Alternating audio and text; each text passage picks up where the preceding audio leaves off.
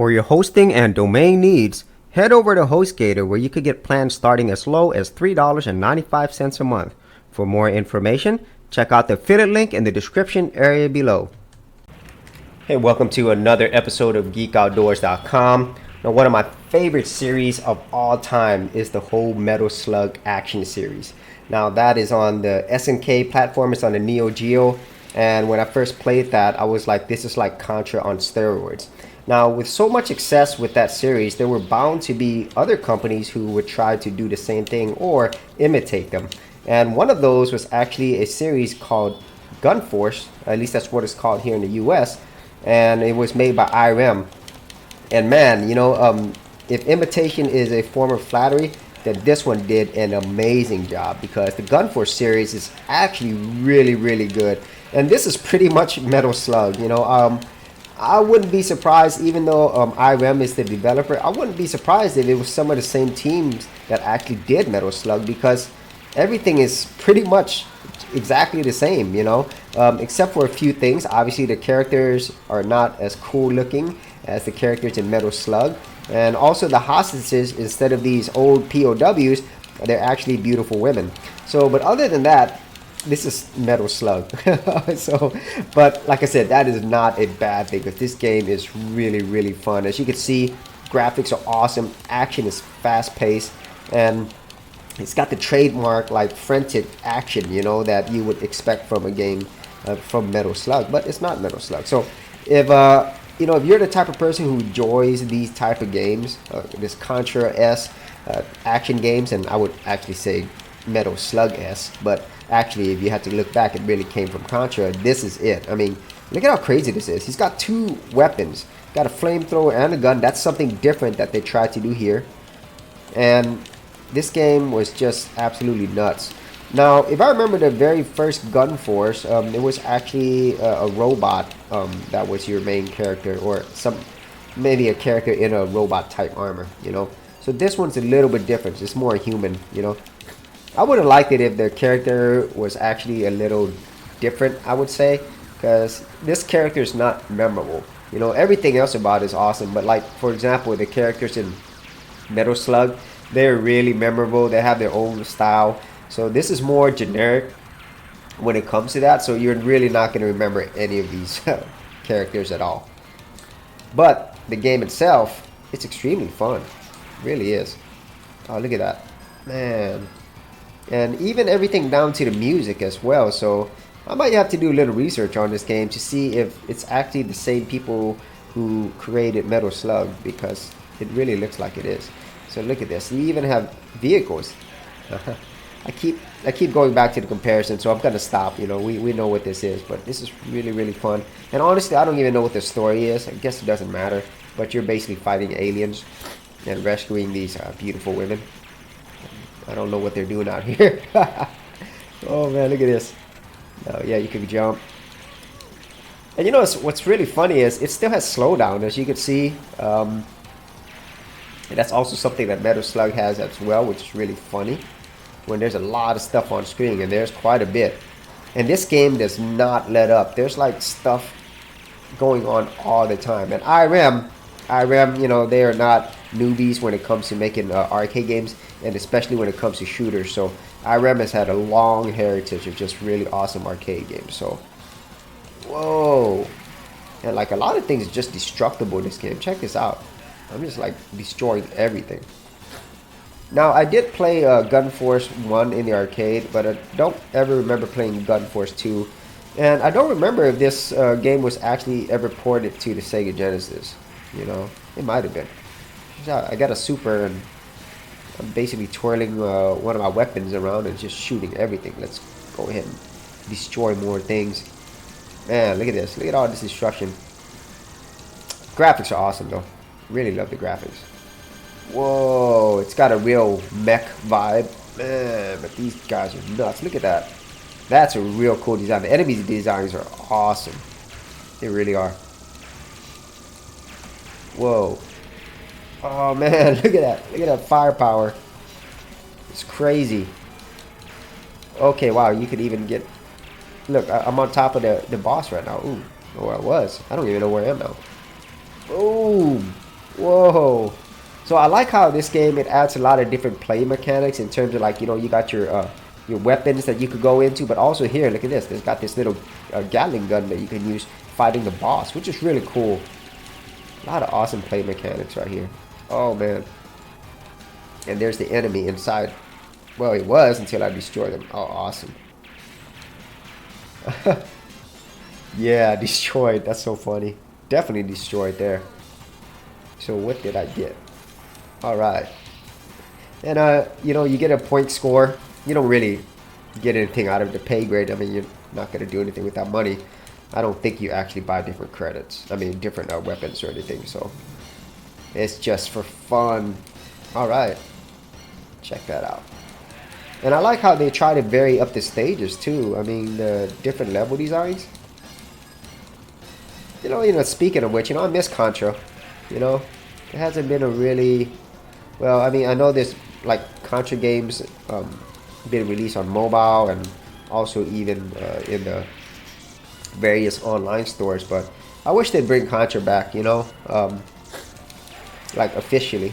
And I remember that there was a spiritual successor to Contra, but I can't remember the name. It was done by the same people who did that fighting game series. I can't remember what it was, but if I look it up, I'll probably find it. It's pretty awesome.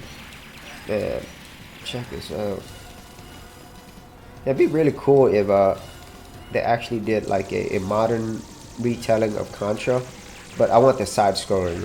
I really don't like the 3D quarter view type that Contra tried with some of their games, specifically on the PlayStation. It just didn't look right. And when they go back to the 2D side scrolling roots, that's when it's awesome.